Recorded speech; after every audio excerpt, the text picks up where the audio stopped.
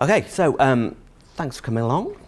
It's the first one of these little TED Talk type things that's being done, so let's see how it goes. What I'd like to do is whiz through my bit.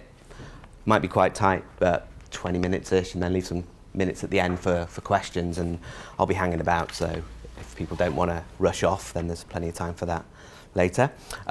Start with a little bit about me. So I love working with teams to solve business problems. I don't mind whether those problems are whole new ways of doing business, startups, etc., or right the way down to helping customer care teams just do things more efficiently. I don't really mind whether I'm writing enabling software or leading whole change programs. I just love solving business problems.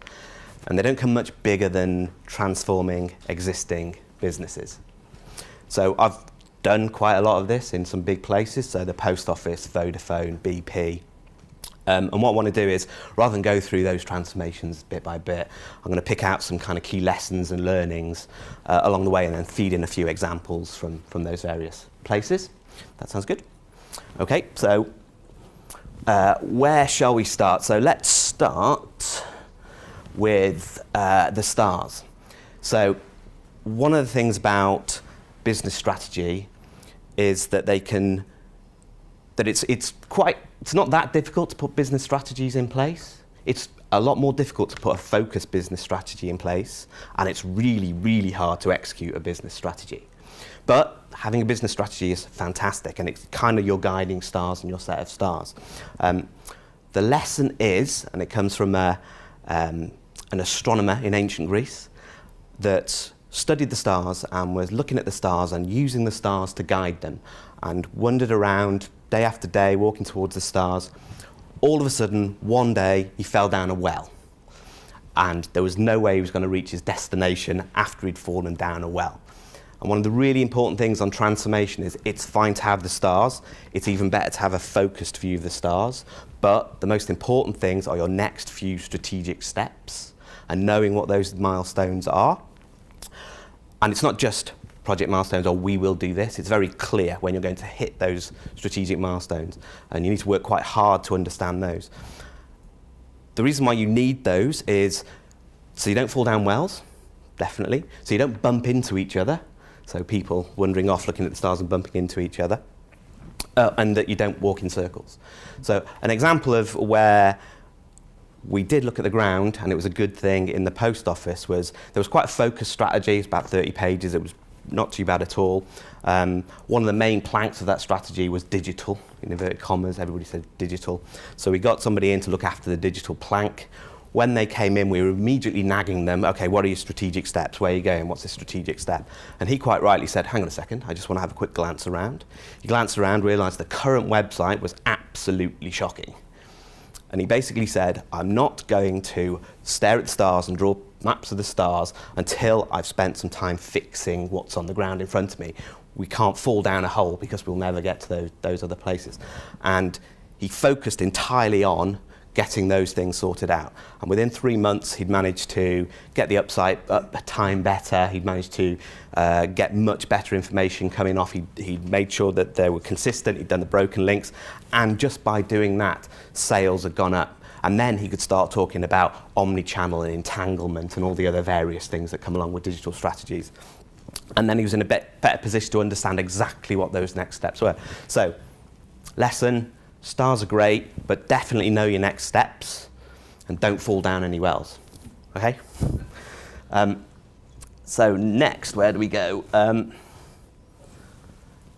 So I don't know, you've probably all seen this. This is starlings doing something called murmuring, where they all work together and fly together, and they never crash into each other. They're all aware of where each other are and where they're flying to. When transformation is working really well, this is how it feels. It's absolutely joyous that people are working together and working together well. Particularly management and leadership teams, when they're working together well and moving forward, it's really, really neat. But it's incredibly hard to do. It's really, really hard. In general, managers of transformational elements don't necessarily want to spend time together talking to each other, coming up and making sure they're all aware of each other's roadmaps, etc. Again, example in the post office, strategy formed, great, all went off and started executing their various bits. Became quite clear that something wasn't quite right, people were banging into each other, resources were being argued about, progress wasn't being made, stakeholders not being managed, simple mistakes being made. So what we wanted to do was make sure we were clear on where everybody was going and then bring those people together so they could talk to each other and work forward. Absolutely did not want to engage with that at all. They were perfectly happy doing their own things, turning up, and they were basically saying, we'll just send PMO people, it's all planning, it should be done through planning, etc. So we had to get the CEO basically to put a mandate in place. You guys will actually sit together and start talking together. We also realised that just sticking them in a room and doing the status around the thing, where's your project, what are you doing, stuff like that, absolute waste of time. All you end up with is people waiting to give their status and a whole list of actions that are never really executed. No matter how senior people are, that's the kind of way it went. So we had to actually implement some specific value-adding techniques called boot camps and deep dives. So when those people turned up to those meetings, grumpy though they were, what we did was we provided them with value by doing two things. So when somebody started a new significant piece of work, probably towards one of these very definite milestones, they came together with all of those transformational leaders, be they BAU, be they program, be they project people, and they worked on the problem together for an afternoon to shape that problem.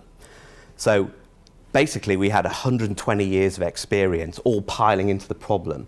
And what happened was, rather than it just being a status and I just want to get my action across, people engaged and started to understand each other's points of view, understand each other's problems. And we started to get that murmuring where people were starting to work together. People were saying, well, this is something you want to watch out for. This is something where we need to help you. We're doing something here. Let's work together on those sorts of things.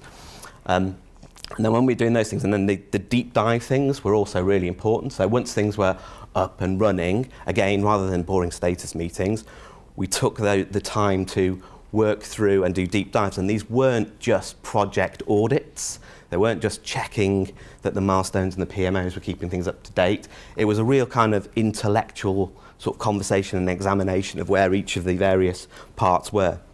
And again, all this did was to start to create that murmuring of people working together, which incredibly hard to do and needed a lot of effort and a lot of tools and a lot of structure to bring that together, but it was very cool when it started happening. So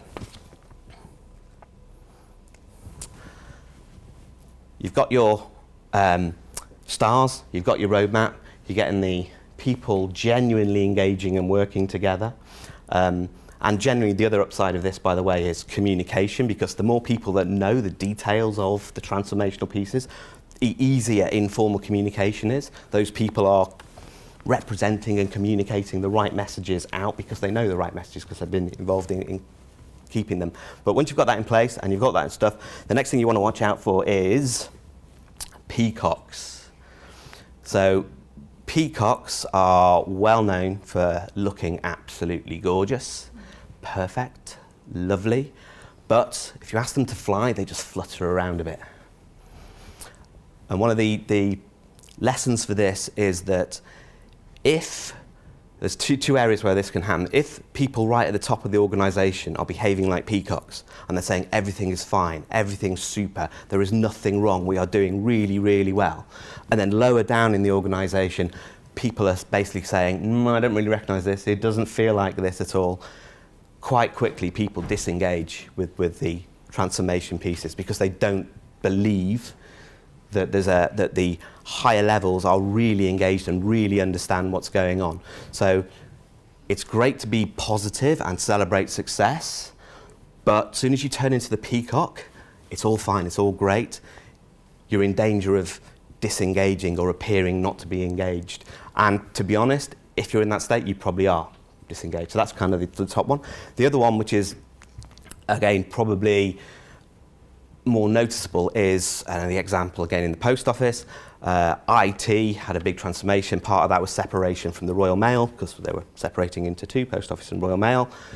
The programme that was looking after the systems They weren't really murmuring with us. They weren't really deep diving and boot camping with us. They were just on the side, but they were going, it's all green, it's all fine, it's not a problem, it's all green.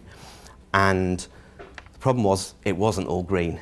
And when the proverbial hit the fan, lots and lots of dependencies all cascaded, and it was a whole mess. And the lesson here is, you need to make sure and be asking the right level of questions and engaging people and really understanding where people are genuinely in the right space and genuinely saying things that are correct, and look out for people that are just reporting green. Also, it's probably worth having a think about the reasons why they're reporting green. Normally it's because they're tied to a business case that was impractical in the first place, or that they're worried about how they'll be perceived if they don't deliver what they said they were going to deliver and stuff like that. Coincidentally, the program, which was actually the biggest program that had the most reds and oranges as we went through the deep dive, that was the one that actually delivered best because it knew it and it was managing itself as it went along. So something to look out for and something to call out if you see it. Move forward. So the next one. Porridge. So this is about making sure that the amount of control you have in a transformational program is just right for the element that you're trying to transform. So, for example, in a transformation program, you should be running programs that are quite big. You should be running portfolios, be they specific, like an improvement portfolio, or be they BAU, like a commercial portfolio. You should be running specific projects. You should be running change through BAU teams, and you should be running change through tiger teams that just dive in and fix things. And having all of those ways of structuring and delivering change is really important. And if you try to compress those into one single way of doing things, especially when it comes to change funding, so if you say all funding has to come through one central point, etc., you very, very quickly lose control, because it feels like you're in control, but the appropriate level of control isn't there. So portfolios don't feel empowered to do what they want to do, and they don't deliver things.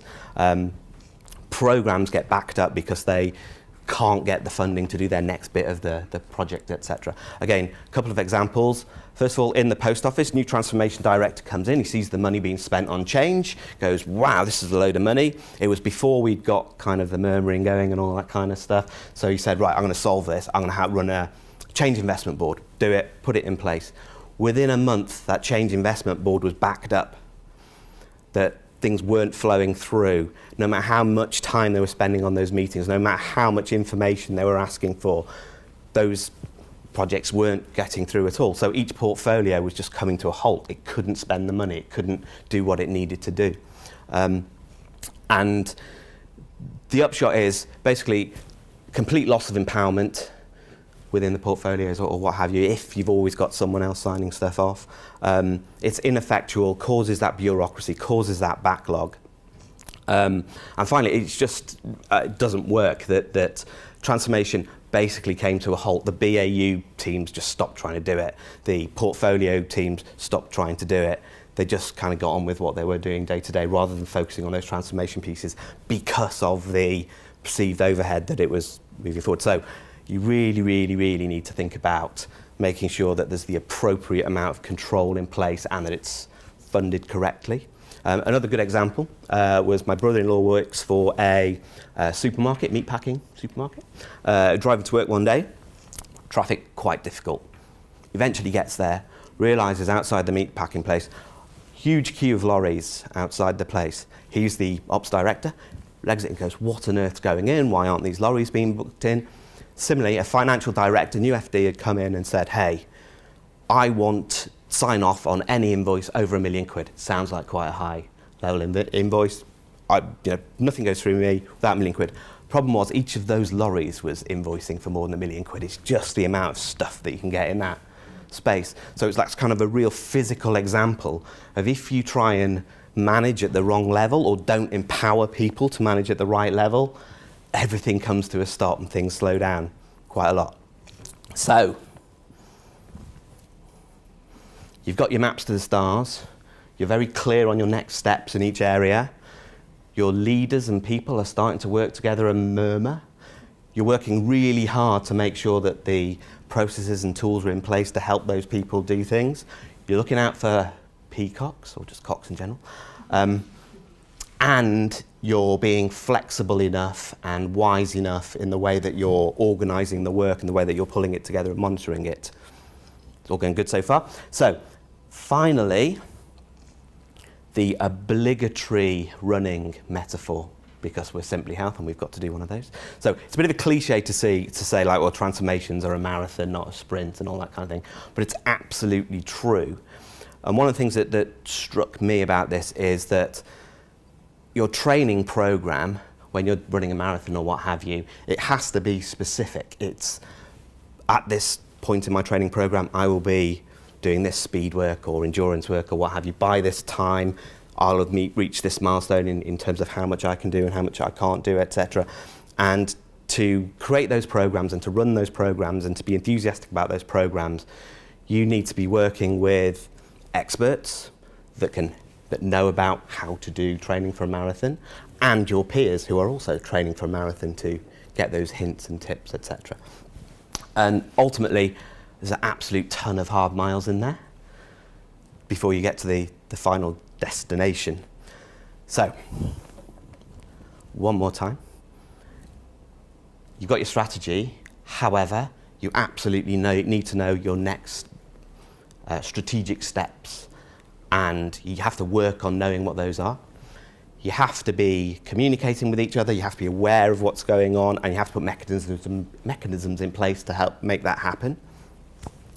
You have to make sure that people aren't sabotaging it by being over-optimistic, and you need to make sure that you are good enough and flexible enough to have the right things in place. By the way, in the post office example, because we were starting to murmur, once we realised that investment portfolio thing just wasn't going to work, we very quickly, within a month or two, got the transformational leaders together and agreed in a grown-up way exactly how we were going to fund and structure each piece, and exactly, by exception, how we were going to ask for more money or give money back if there was overspend or underspend. So again, the murmuring thing feeds into everything else, that if you can have these open conversations and things working, those things can get solved.